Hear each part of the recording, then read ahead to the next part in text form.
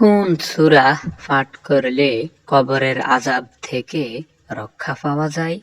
যে ব্যক্তি প্রতিদিন রাত্রে ঘুমানোর আগে সূরা মুলক পাঠ করে সেই ব্যক্তি কবরের আযাব থেকে রক্ষা পায়।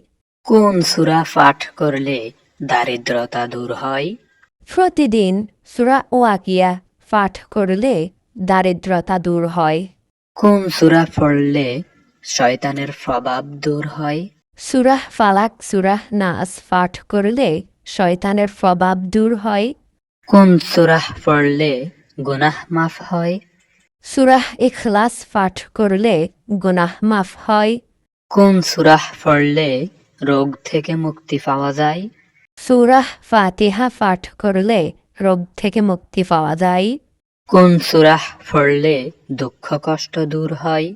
সূরা ইনশিরাহ পাঠ করলে দুঃখ কষ্ট দূর হয়।